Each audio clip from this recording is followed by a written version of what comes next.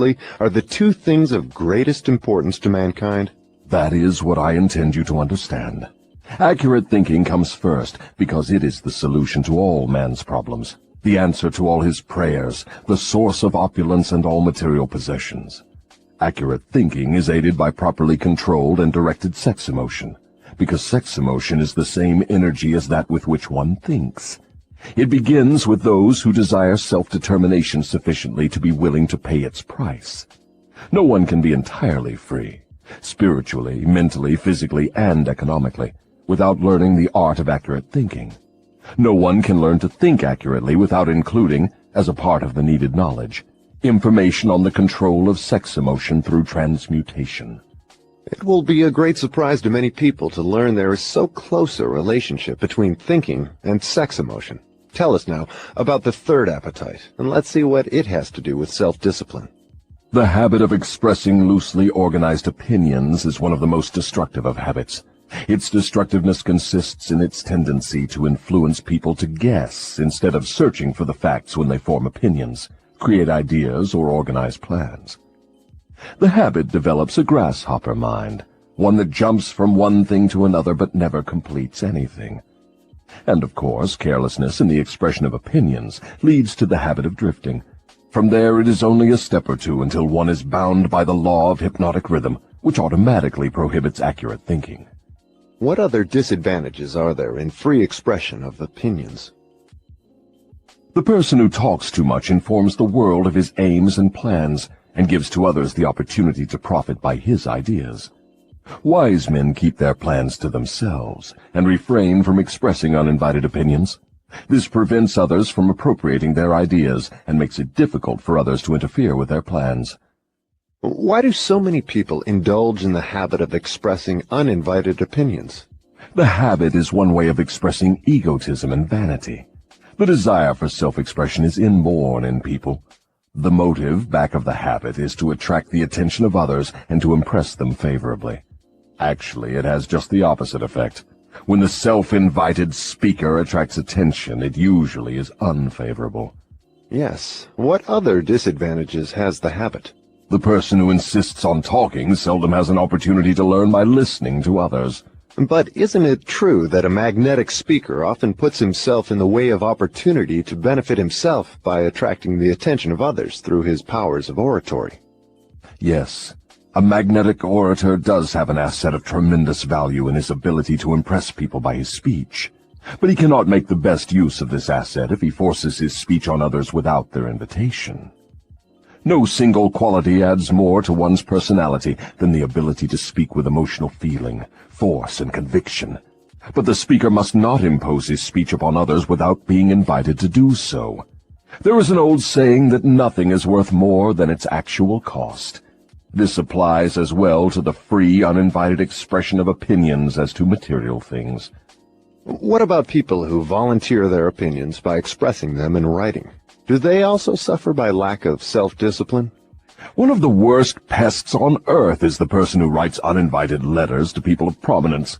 Men in public office, moving picture stars, men who have succeeded in business or written a best-selling book. And people whose names appear often in the newspapers are continuously besieged by people who write letters expressing their opinion on all subjects. But the writing of uninvited letters is a harmless way of finding pleasure through self-expression, is it not? What damage does one do by the habit? Habits are contagious. Every habit attracts a flock of its relatives. The habit of doing anything that is useless leads to the formation of other habits that are useless, especially the habit of drifting. But that is not all the dangers associated with the habit of indulging in uninvited expression of opinions. The habit creates enemies and places in their hands dangerous weapons by which they may do great injury to the one who indulges in it. Thieves and confidence men and racketeers pay big prices for the names and addresses of the writers of uninvited letters. Knowing as they do, the writers of these letters become easy victims of all manner of schemes that result in the loss of their money. They refer to the writers of such letters as nuts. If you wish to know how foolish people are who write uninvited letters, read the nut column of any newspaper. the column in which the paper publishes the voluntary opinions of its readers, and you will see for yourself how the writers of such letters antagonize people and invite opposition from others.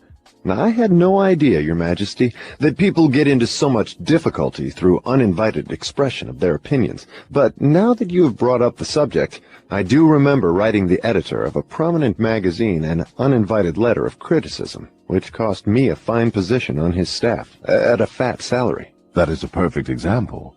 The proper place to begin self-discipline is right where you stand. The way to begin is by recognizing the truth, that there is nothing for good or evil throughout the myriads of universes except the power of natural law. There is no individual personality anywhere throughout the myriad of universes with the slightest power to influence a human being, save nature and human beings themselves.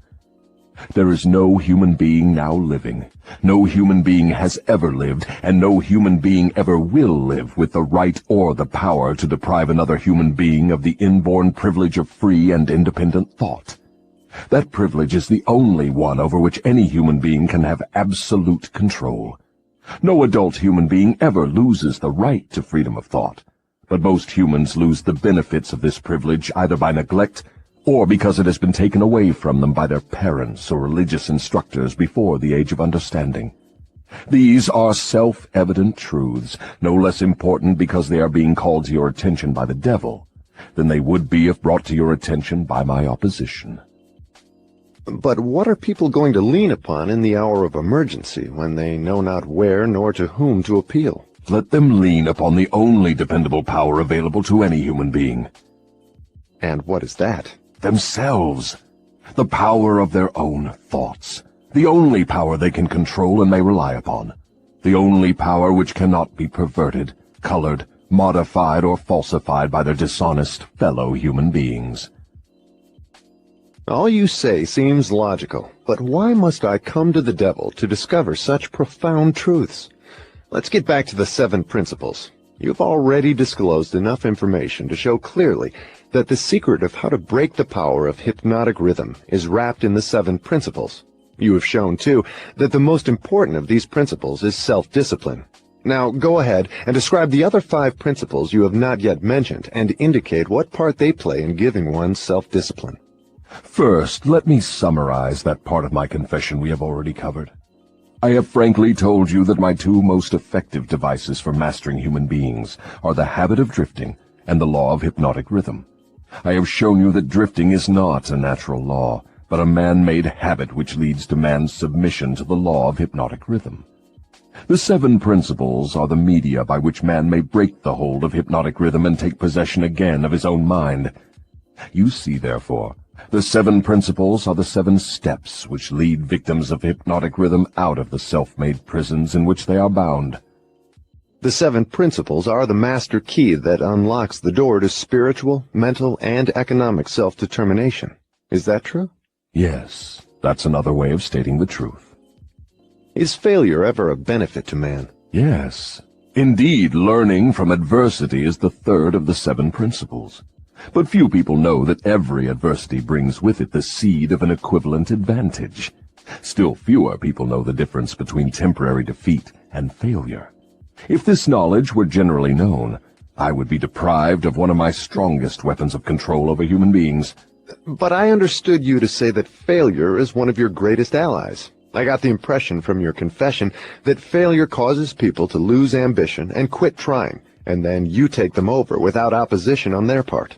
That is just the point. I take them over after they quit trying. If they knew the difference between temporary defeat and failure, they would not quit when they meet with opposition from life. If they knew that every form of defeat and all failures bring with them the seed of unborn opportunity, they would keep on fighting and win.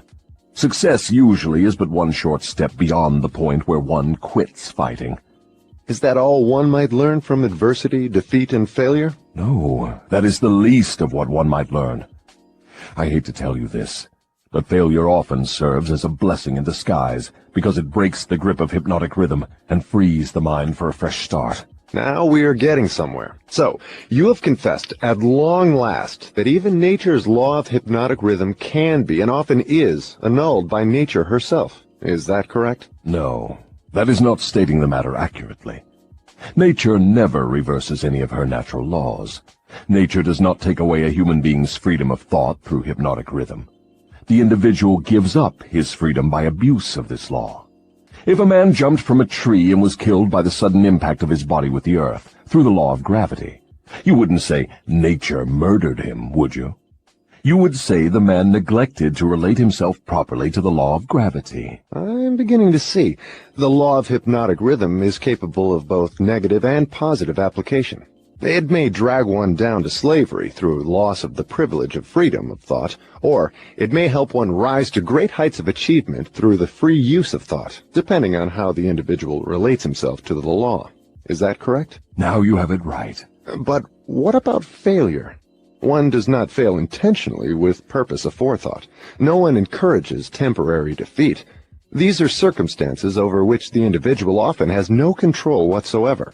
How, then, can it be said that nature does not take away one's freedom of thought when failure destroys ambition, willpower, and the self-confidence essential to make a fresh start? Failure is a man-made circumstance. It is never real until it has been accepted by man as permanent. Stating it another way, failure is a state of mind. Therefore, it is something an individual can control until he neglects to exercise this privilege. Nature does not force people to fail, but nature does impose her law of hypnotic rhythm upon all minds, and through this law gives permanency to the thoughts which dominate those minds. In other words, failure thoughts are taken over by the law of hypnotic rhythm and made permanent if the individual accepts any circumstances as being permanent failure. That same law just as readily takes over and makes permanent thoughts of success. What part, then, does failure play in helping an individual break the grip of hypnotic rhythm after that law has been fastened upon his mind? Failure brings a climax in which one has the privilege of clearing his mind of fear and making a new start in another direction. Failure proves conclusively that something is wrong with one's aims or the plans by which the object of these aims is sought. Failure is the dead end of the habit path one has been following, and when it is reached, it forces one to leave that path and take up another, thereby creating a new rhythm. But failure does more than this. It gives an individual an opportunity to test himself, wherein he may learn how much willpower he possesses. Failure also forces people to learn many truths they would never discover without it. Failure often leads an individual to an understanding of the power of self-discipline, without which no one could turn back after having once been the victim of hypnotic rhythm. Study the lives of all people who achieve outstanding success in any calling, and observe with profit that their success is usually in exact ratio to their experiences of defeat before succeeding. Is this all you have to say of the advantages of failure? No, I have barely begun.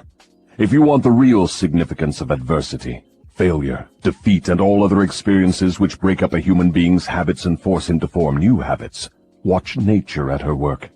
Nature uses illness to break the physical rhythm of the body when the cells and organs become improperly related. She uses economic depressions to break the rhythm of mass thought when great numbers of people become improperly related, through business, social, and political activities. And she uses failure to break the rhythm of negative thought when an individual becomes improperly related to himself in his own mind. Observe carefully, and you will see that everywhere in nature there is always at work a natural law which gives eternal change to all matter, all energy, and to the power of thought. The only permanent thing in the universe is change. Eternal, inexorable change, through which every atom of matter and every unit of energy has the opportunity to properly relate itself to all other units of matter and energy. And every human being has the opportunity and the privilege of properly relating himself to all other human beings, no matter how many mistakes he makes, or how many times or in what ways he may be defeated. When mass failure overtakes a nation, such as the 1929 World Business Depression, the circumstance is in perfect harmony with nature's plan to break up man's habits and give out fresh opportunities. What you are saying intrigues me. Am I to understand that hypnotic rhythm has something to do with the way people relate themselves to one another? That abstract, elusive thing called character is nothing but a manifestation of the law of hypnotic rhythm. Therefore, when speaking of one's character, It would be proper to say his thought habits have been crystallized into a positive or a negative personality. Through hypnotic rhythm, one is good or bad because of the knitting together of his thoughts and deeds through hypnotic rhythm. One is bound by poverty or blessed with abundance because his aims, plans, and desires, or lack of them, have been made permanent and real by hypnotic rhythm. Is that all you have to say of the connection between hypnotic rhythm and human relationships? No, I have just begun. Remember, while I am talking, I am speaking of the influence of hypnotic rhythm in connection with all human relationships. Men who succeed in business do so entirely because of the way they relate themselves to their associates and to others outside of the business. Professional men who succeed do so largely because of the manner in which they relate themselves to their clients. It is much more important for the lawyer to know people and to know the laws of nature than it is to know the law. And the doctor is a failure before he starts unless he knows how to relate himself to his patients so as to establish their faith in him. Marriage succeeds or fails entirely because of the manner in which the participants relate themselves to one another. Proper relationship in marriage begins with a proper motive for the marriage. Most marriages do not bring happiness because the contracting parties neither understand nor attempt to understand the law of hypnotic rhythm, through the operation of which every word they speak, every act in which they engage, and every motive by which they are inspired to deal with each other is picked up and woven into a web that entangles them in controversial misery, or gives to them the wings of freedom through which they soar above all forms of unhappiness. Every newly made acquaintanceship between people ripens into friendship and then into spiritual harmony, sometimes called love, or plants a germ of suspicion and doubt which evolves and grows into open rebellion, according to the way in which the participants in the acquaintanceship relate themselves to one another. Hypnotic rhythm picks up the dominating motives, aims, purposes, and feelings of the contacting minds, and weaves these into some degree of faith or fear, love or hatred. After the pattern has taken definite shape, as it does with time, it is forced upon the contacting minds and made a part thereof. In this silent way does nature make permanent the dominating factors of every human relationship. In every human relationship, the evil motives and the evil deeds of the contacting individuals are coordinated and consolidated into definite form and subtly woven into that all-important human trait known as character. In the same manner, the motives and the deeds of good are consolidated and forced upon the individual. You see, therefore, it is not only one's deeds, but also one's very thoughts which determine the nature of all human relationships. You are leading into pretty deep water. Let's keep it near the shore, where I can follow you without fear of getting beyond a safe depth. Go ahead and tell me how this subject of human relationships actually works in the current affairs of a problem-filled world such as we have today. That is a happy thought. But let me make sure you understand the principles I am telling about, before I try to show you how to apply them in the affairs of life. I wish to be sure you understand that the law of hypnotic rhythm is something that no one can control, influence, or evade. But everyone can relate himself to this law so as to benefit by its inexorable operation. Harmonious relationship with the law consists entirely of the individual changing his habits so they represent the circumstances and the things the individual wants and is willing to accept. No one can change the law of hypnotic rhythm any more than one can change the law of gravity, but everyone can change himself. Remember, therefore, in all the discussion of this subject, that all human relationships are made and maintained by the habits of the individuals related.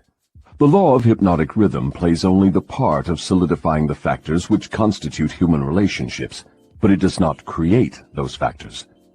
Before we go further with the discussion of human relationships, I want you to get a clear understanding of the subconscious mind.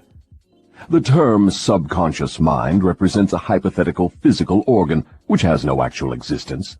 The mind of man consists of universal energy, some call it infinite intelligence, which the individual receives, appropriates, and organizes in definite thought forms through the network of intricate physical apparatus known as a brain.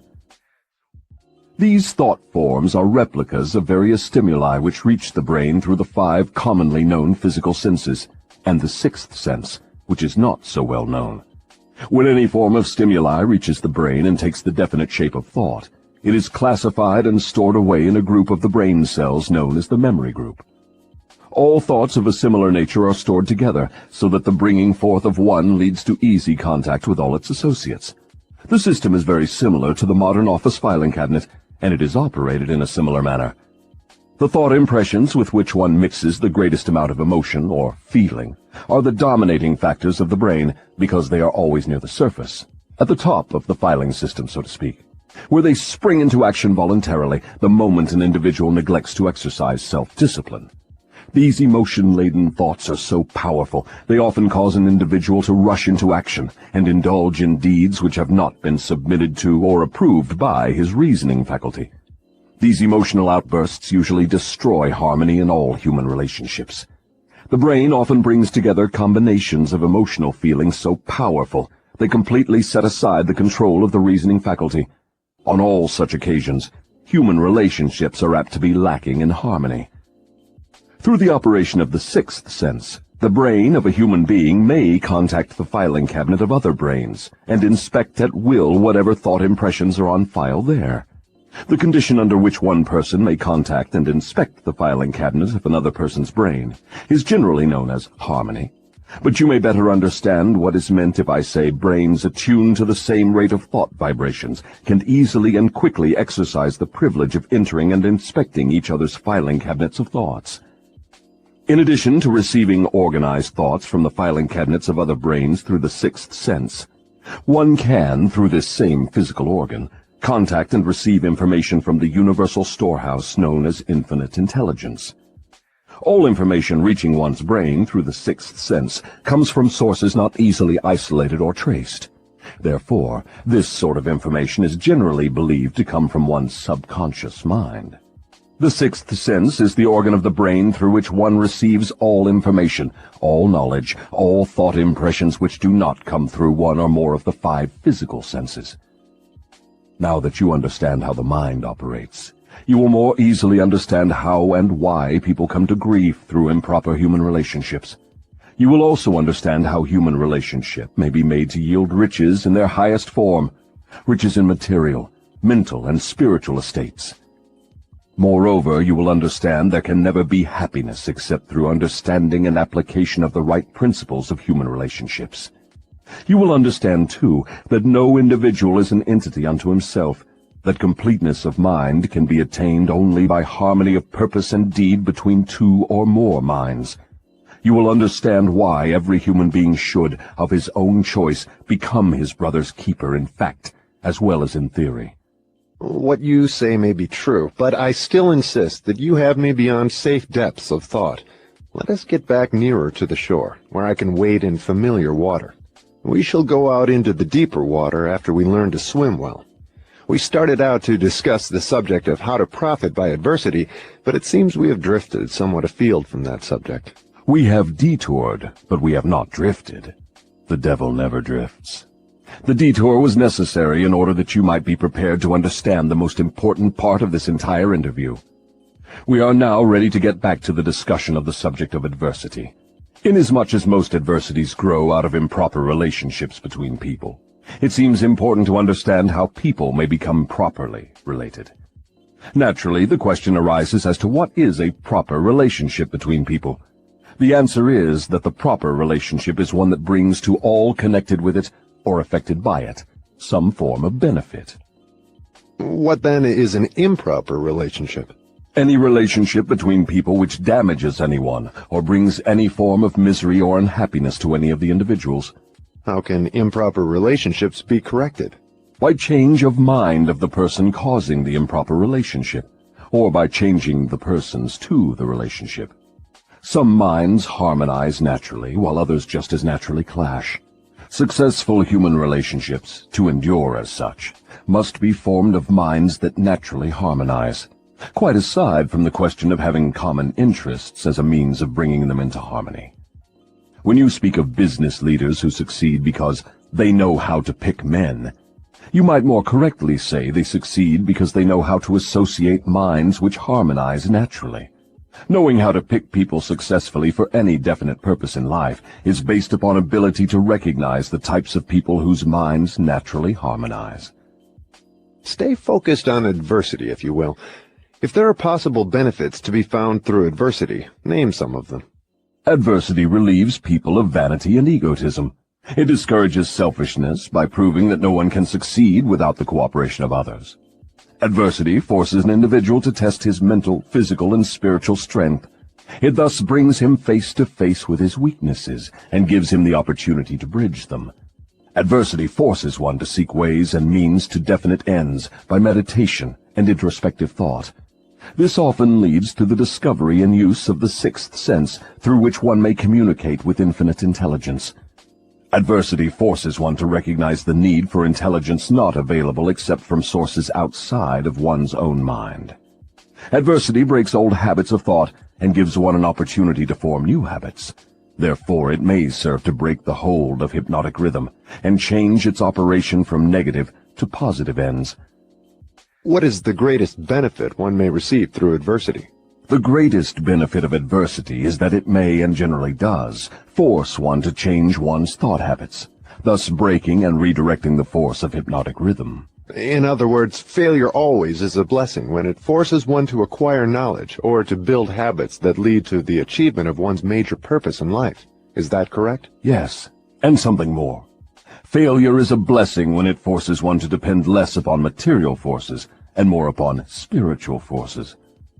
Many human beings discover their other selves, the forces which operate through the power of thought, only after some catastrophe deprives them of the full and free use of their physical bodies. When a man can no longer use his hands and his feet, he usually begins to use his brain. Thus he puts himself in the way of discovering the power of his own mind. What benefits may be derived from the loss of material things, money, for example? The loss of material things may teach many needed lessons, none greater, however, than the truth that man has control over nothing and has no assurance of the permanent use of anything except his own power of thought. I wonder if this is not the greatest benefit available through adversity. No. The greatest potential benefit of any circumstance which causes one to make a fresh start is that it provides an opportunity to break the grip of hypnotic rhythm and set up a new set of thought habits. New habits offer the only way out for people who fail. Most people who escape from the negative to the positive operation of the law of hypnotic rhythm do so only because of some form of adversity which forces them to change their thought habits. Isn't adversity apt to break one's self-reliance and cause one to give up hope? It has that effect on those whose willpower is weak through long-established habits of drifting. It has the opposite effect on those who have not been weakened through drifting. The non-drifter meets with temporary defeat and failure, but his reaction to all forms of adversity is positive. He fights instead of giving up, and usually wins. Life gives no one immunity against adversity, but life gives to everyone the power of positive thought, which is sufficient to master all circumstances of adversity and convert them into benefits. The individual is left with the privilege of using or neglecting to use his prerogative right to think his way through all adversities. Every individual is forced either to use his thought power for the attainment of definite positive ends, or by neglect or design, use this power for the attainment of negative ends. There can be no compromise, no refusal to use the mind. The law of hypnotic rhythm forces every individual to give some degree of use, either negative or positive, to his mind. But it does not influence the individual as to which use he will make of his mind. Am I to understand from what you say that every adversity is a blessing? No, I did not say that. I said there is the seed of an equivalent advantage in every adversity. I did not say there was the full-blown flower of advantage, just the seed. Usually the seed consists of some form of knowledge, some idea or plan, or some opportunity which would not have been available except through the change of thought habits forced by the adversity. Are those all the benefits available to human beings through failure? No. Failure is used by nature as a common language in which she chastises people when they neglect to adapt themselves to her laws. For example, the world war was man-made and destructive. Nature planted in the circumstances of the war the seed of an equivalent reprimand in the form of a world depression. The depression was inevitable and inescapable. It followed the war as naturally as day follows night, and by the operation of the selfsame law, the law of hypnotic rhythm. Am I to understand that the law of hypnotic rhythm is the same as that which Ralph Waldo Emerson called the law of compensation? The law of hypnotic rhythm is the law of compensation. It is the power with which nature balances negative and positive forces throughout the universes, in all forms of energy, in all forms of matter, and in all human relationships. Does the law of hypnotic rhythm operate quickly in all instances? For example, does this law immediately bless one with the benefits of positive application of thoughts, or curse one immediately with the results of negative thoughts? The law operates definitely, but not always swiftly. Both the benefits and the penalties incurred through the law by individuals may be harvested by others, either before or after their death. Observe how this law works by forcing upon one generation of people the effects of both the sins and the virtues of preceding generations. In the operation of all of nature's laws, the fourth dimension, time, is an inexorable factor. The length of time consumed by nature in the relation of effects to their causes depends in every instance on the circumstances at hand. Nature grows a pumpkin in 3 months. A good-sized oak tree requires 100 years. She converts a hen's egg into a chicken in 4 weeks, but she requires 9 months to convert the egg of a human being into an individual. I now have a better understanding of the potentialities of adversity and failure. You may go ahead now with your description of the next of the 7 principles. What is your next principle? The next principle is environmental influence. Go ahead and describe the working principle of environmental influences as a determining factor in human destinies. Environment consists of all the mental, spiritual, and physical forces which affect and influence human beings. What connection, if any, is there between environmental influences and hypnotic rhythm? Hypnotic rhythm solidifies and makes permanent the thought habits of human beings. Thought habits are stimulated by environmental influences.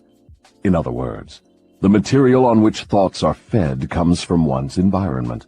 Thought habits are made permanent by hypnotic rhythm.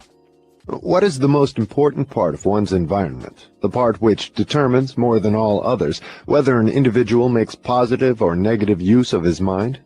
The most important part of one's environment is that created by his association with others.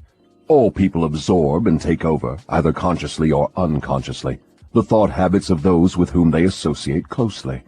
Do you mean by this that constant association with a person whose thought habits are negative influences one to form negative thought habits? Yes. The law of hypnotic rhythm forces every human being to form thought habits which harmonize with the dominating influences of his environment, particularly that part of his environment created by his association with other minds. Then it is important that one select one's close associates with great care. Yes. One's intimate associates should be chosen with as much care as one chooses the food with which he feeds his body, with the object always of associating with people whose dominating thoughts are positive, friendly, and harmonious. Which class of associates has the greatest influence upon one? One's partner in marriage and in the home, and one's associates in his occupation. After that come close friends and acquaintances. Casual acquaintances and strangers have but little influence on one. Why does one's partner in marriage have so great an influence upon one's mind? Because the relationship of marriage brings people under the influence of spiritual forces of such weight that they become dominating forces of the mind. How may environmental influences be used to break the grip of hypnotic rhythm? All influences which establish thought habits are given permanency through the law of hypnotic rhythm. One may change the influences of his environment, so that the dominating influences are either positive or negative, and the law of hypnotic rhythm will make them permanent, unless they are changed through one's habits of thought. Stating this truth in another way, one may submit himself to any environmental influence desired, whether positive or negative, and the law of hypnotic rhythm will make the influence permanent when it assumes the magnitude of thought habit. Is that the way the law works? That is correct. Be careful of all forces which inspire thought. Those are the forces which constitute environment and determine the nature of one's earthly destiny. What class of people controls their environmental influences? The non-drifters. All who are victims of the habit of drifting forfeit their power to choose their own environment. They become the victims of every negative influence of their environment. Is there no way out for the drifter? Is there no method by which he may submit himself to the influence of a positive environment? Yes, there is a way out for drifters. They can stop drifting, take possession of their own minds, and choose an environment which inspires positive thought. This they may accomplish through definiteness of purpose. Is that all there is to the act of eliminating the habit of drifting? Is the habit only a state of mind? Drifting is nothing but a negative state of mind, a state of mind conspicuous by its emptiness of purpose. What effective procedure may one follow in establishing an environment most helpful in developing and maintaining positive thought habits? The most effective of all environments is that which may be created by a friendly alliance of a group of people who will obligate themselves to assist one another in achieving the object of some definite purpose. This sort of an alliance is known as a mastermind. Through its operation, one may associate himself with carefully chosen individuals, each of whom brings to the alliance some knowledge, experience, education, plan, or idea suited to his needs in carrying out the object of his definite purpose. The most successful leaders in all walks of life avail themselves of this sort of made-to-order environmental influence. Outstanding achievement is impossible without the friendly cooperation of others. Stating the truth in another way, successful people must control their environment, thereby ensuring themselves against the influence of a negative environment. What of people whose duty to relatives makes it impossible for them to avoid the influence of a negative environment? No human being owes another any degree of duty which robs him of his privilege of building his thought habits in a positive environment. On the other hand, every human being is duty-bound to himself to remove from his environment every influence which even remotely tends to develop negative thought habits. Isn't this a cold-blooded philosophy? Only the strong survive. No one can be strong without removing himself from all influences which develop negative thought habits. Negative thought habits result in the loss of the privilege of self-determination, no matter what or who may cause those habits. Positive thought habits may be controlled by the individual and made to serve his aims and purposes. Negative thought habits control the individual and deprive him of the privilege of self-determination. I deduce from all you have said that those who control the environmental influences out of which their thought habits are built are masters of their earthly destinies, and that all others are mastered by earthly destinies. Is that stating the matter correctly? Perfectly stated. What establishes one's thought habits? All habits are established because of inherent or acquired desires, or motives. That is, habits are begun as the result of some form of definite desire. What takes place in the physical brain while one is forming thought habits? Desires are organized impulses of energy, called thoughts. Desires that are mixed with emotional feeling magnetize the brain cells in which they are stored and prepare those cells to be taken over and directed by the law of hypnotic rhythm. When any thought appears in the brain or is created there, and is mixed with keen emotional feeling of desire, the law of hypnotic rhythm begins at once to translate it into its physical counterpart. Dominating thoughts, which are acted upon first by the law of hypnotic rhythm, are those with which are mixed the strongest desires and the most intense feelings. Thought habits are established by the repetition of the same thoughts. What are the most impelling basic motives or desires which inspire thought action? The 10 most common motives, those which inspire most of one's physical action, are these: the desire for sex expression and love, the desire for physical food, the desire for spiritual, mental, and physical self-expression, the desire for perpetuation of life after death, the desire for power over others, the desire for material wealth, the desire for knowledge, the desire to imitate others, the desire to excel others, the 7 basic fears. These are the dominating motives which inspire the majority of all human endeavors. What about the negative desires, such as greed, envy, avarice, jealousy, anger? Are these not expressed more often than any of the positive desires? All negative desires are nothing but frustrations of positive desires. They are inspired by some form of defeat, failure, or neglect by human beings to adapt themselves to nature's laws in a positive way. That's a new slant on the subject of negative thoughts. If I correctly understand what you have said, all negative thoughts are inspired by one's neglect or failure to adapt oneself harmoniously to nature's laws. Is that correct? That is exactly correct.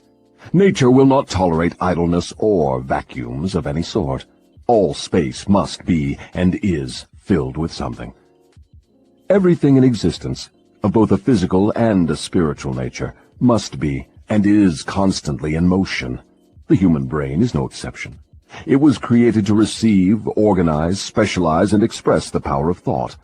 When the individual does not use the brain for the expression of positive, creative thoughts, nature fills the vacuum by forcing the brain to act upon negative thoughts.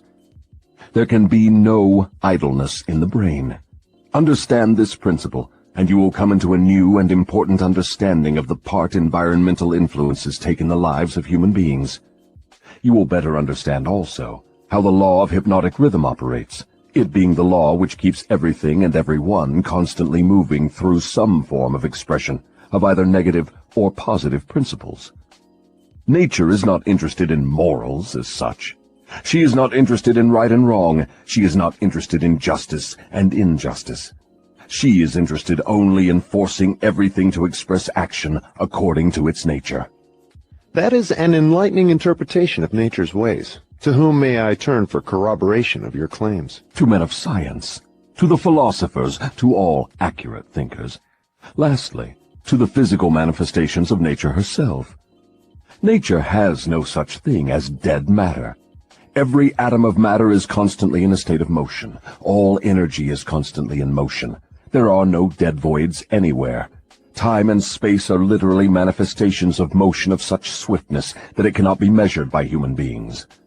Alas, one is forced to the conclusion from what you say that the sources of dependable knowledge are shockingly limited. The developed sources of knowledge are limited. Every normal adult human brain is a potential gateway to all the knowledge there is throughout the universes. Every normal adult brain has within its mechanism the possibility of direct communication with infinite intelligence, wherein exists all the knowledge that is or can ever be. Your statement leads me to believe that human beings may become all they have attributed to what they call God. Is that what you mean? Through the law of evolution, the human brain is being perfected to communicate at will with infinite intelligence. The perfection will come through organized development of the brain, through its adaptation to nature's laws.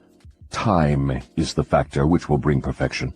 What causes cycles of recurring events such as epidemics of disease, business depressions, wars, and crime waves? All such epidemics in which great numbers of people are similarly affected are caused by the law of hypnotic rhythm, through which nature consolidates thoughts of a similar nature and causes those thoughts to be expressed through mass action. Then the Great Depression was put into motion because great numbers of people were influenced to release thoughts of fear. Is that correct? Perfectly. Millions of people were endeavoring to get something for nothing through stock gambling.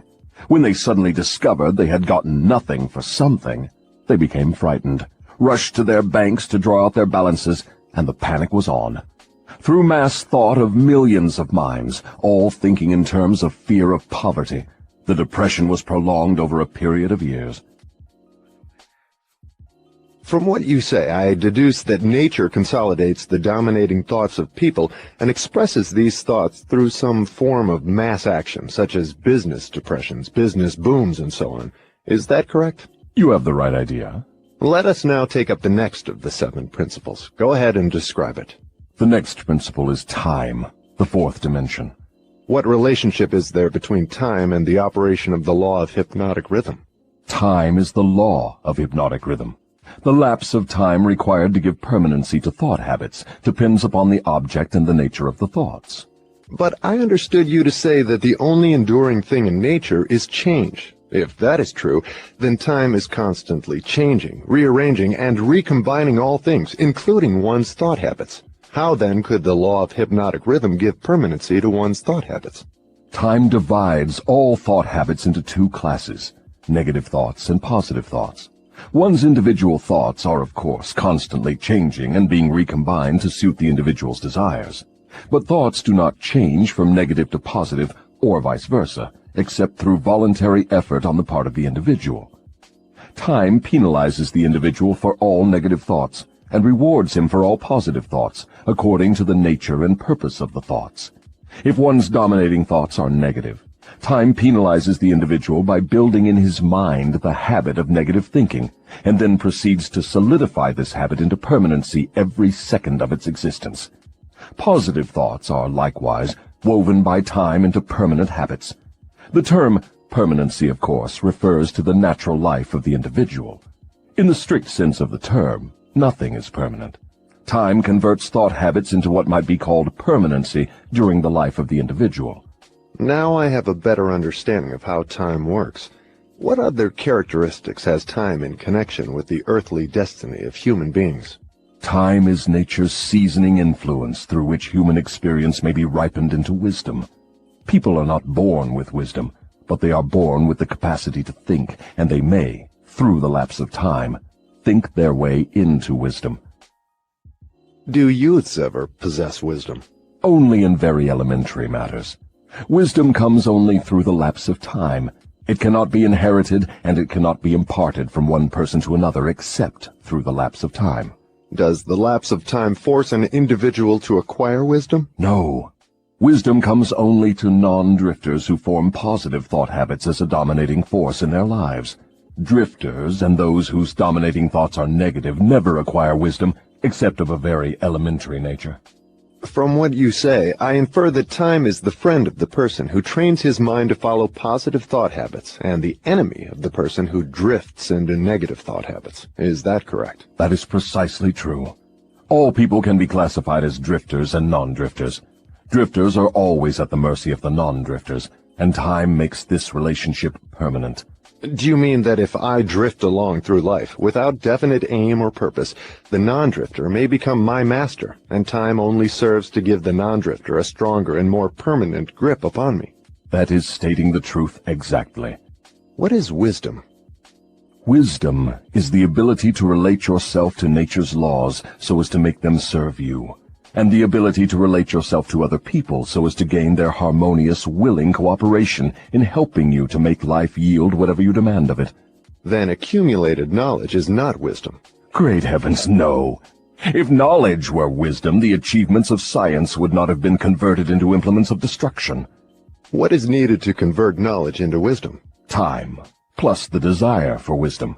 Wisdom is never thrust upon one. It is acquired, if at all, by positive thinking, through voluntary effort.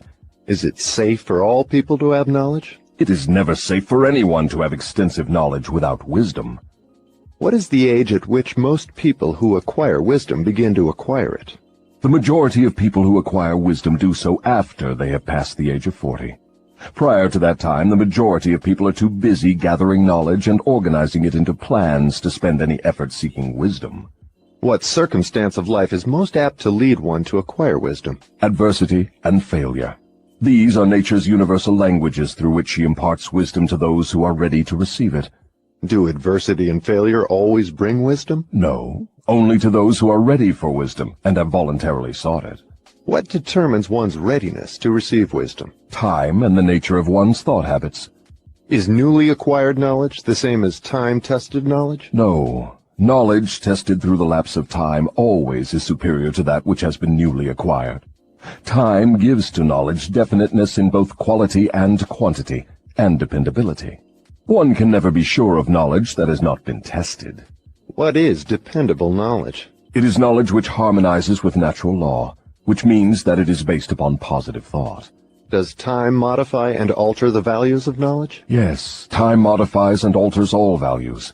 That which is accurate knowledge today may become null and void tomorrow because of time's rearrangement of facts and values.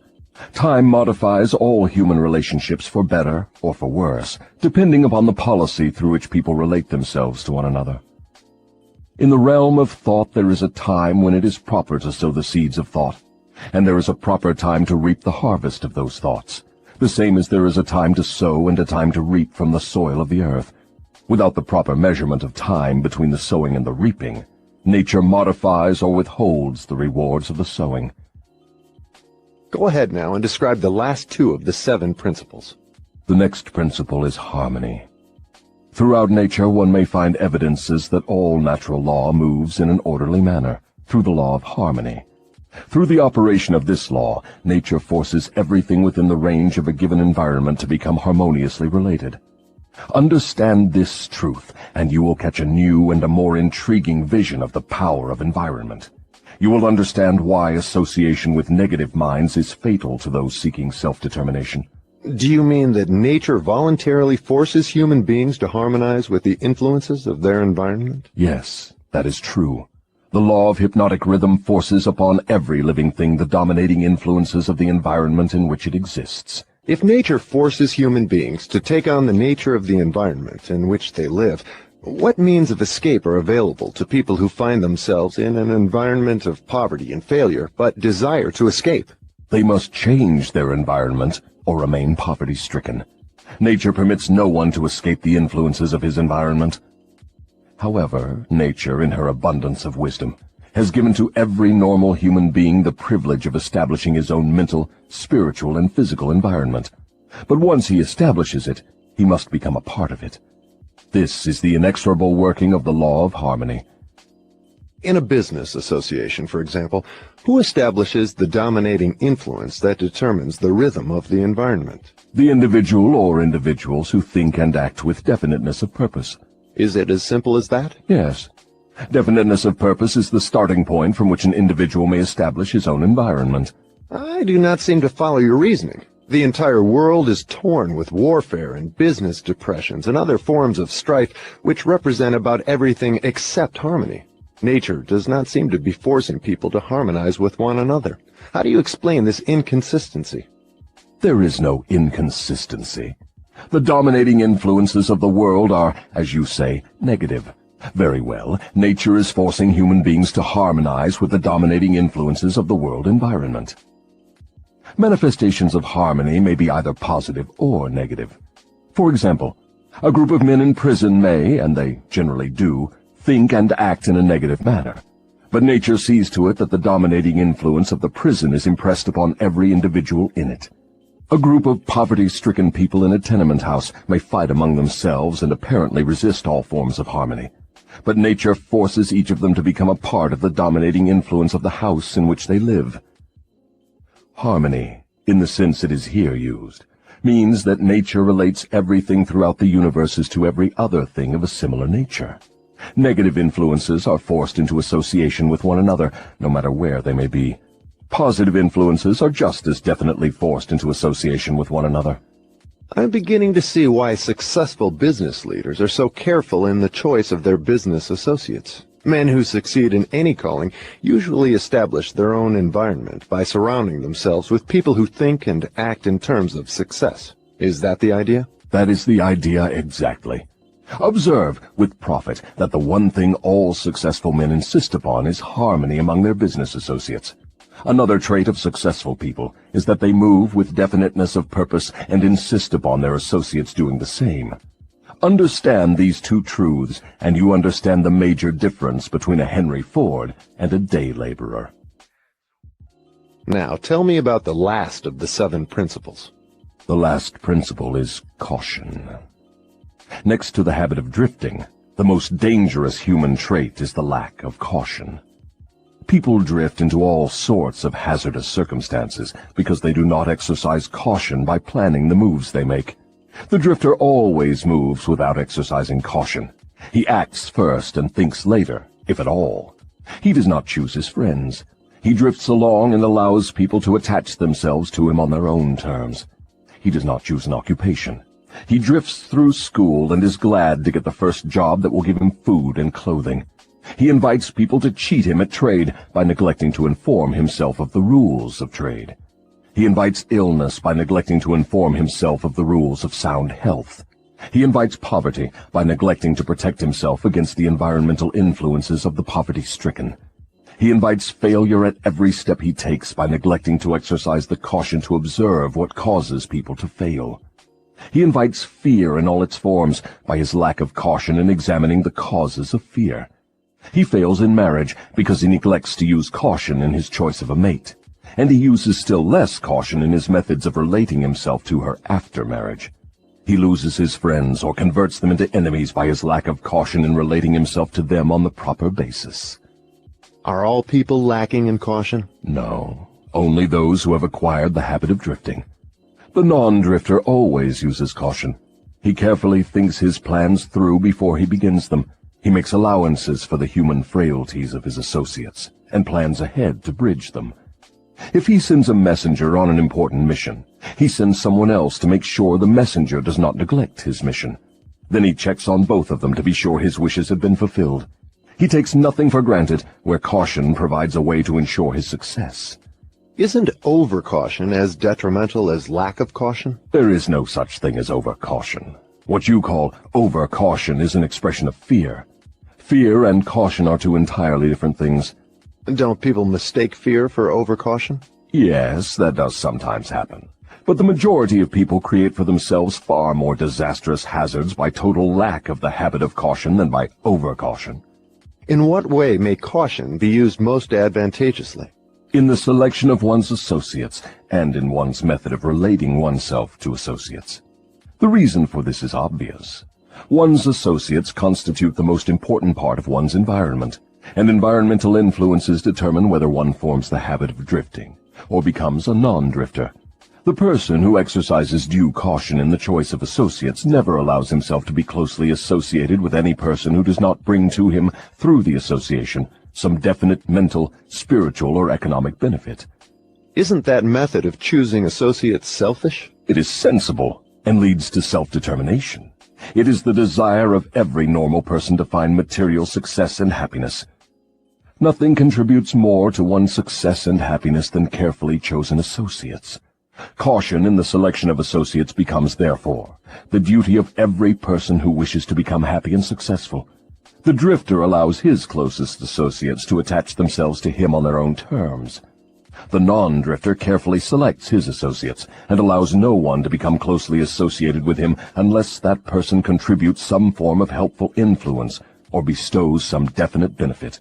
It never occurred to me that caution in the selection of friends had so definite a bearing on one's success or failure. Do all successful people exercise caution in the selection of all their associates, whether in business, social, or professional relationships? Without the exercise of caution in the choice of all associates, no one may be certain of success in any calling. On the other hand, lack of exercise of caution brings almost certain defeat in whatever one undertakes. Summary. 3 things connected with my interview with the devil interest me most. These 3 factors interest me because they have been the most important influences in my own life, a fact which any listener of my story can easily discern. The 3 important factors are the habit of drifting, the law of hypnotic rhythm through which all habits are made permanent, and the element of time. Here is a trio of forces which hold inviolate the destinies of all men. The 3 take on a new and more important meaning when they are grouped and studied as a combined force. It takes but little imagination and scarcely any understanding of natural laws for one to see that most of the difficulties in which people find themselves are of their own making. Moreover, difficulties seldom are the outgrowth of immediate circumstances. They are generally the climax of a series of circumstances which have been consolidated through the habit of drifting and with the aid of time. Samuel Insull did not lose his $4 billion industrial empire as the result of the Depression. He began losing it long before the Depression, when he became the victim of a group of women who flattered him into turning his talents from public utilities to grand opera. If ever a man in a high position in the financial world went down because of the power of drifting, hypnotic rhythm, and time, that man was Samuel Insull. I am writing from accurate knowledge of Mr. Insull and the cause of his troubles dating from the time that I served with him during the World War to the time of his ill-advised attempt to run away from himself. Henry Ford went through the same depression that swept Mr. Insull under, but Ford came out on top without a scratch. Do you want to know the reason? I'll tell you. Ford has the habit of not drifting on any subject. Time is Ford's friend, because he has formed the habit of using it in a positive, constructive manner, with the aid of thoughts of his own making, woven into plans of his own creation. Take any circumstance you wish, measure it with reference to its relationship to the habit of drifting, hypnotic rhythm, and time, and you may ascertain accurately the cause of all success and all failure. Franklin D. Roosevelt went into office with a bang during his first term. He had but one major purpose in mind, and that was very definite. It was to stop the stampede of fear and start people to thinking and talking in terms of business recovery instead of business depression. In carrying out that purpose, there was no drifting. The forces of the entire nation were consolidated and moved as one to help carry out the president's definite purpose. For the first time in the history of America, the newspapers of all political leanings, the churches of all denominations, the people of all races and colors, and the political organizations of all brands united themselves into one stupendous power for the sole purpose of helping the president restore faith and normal business relationships in the country.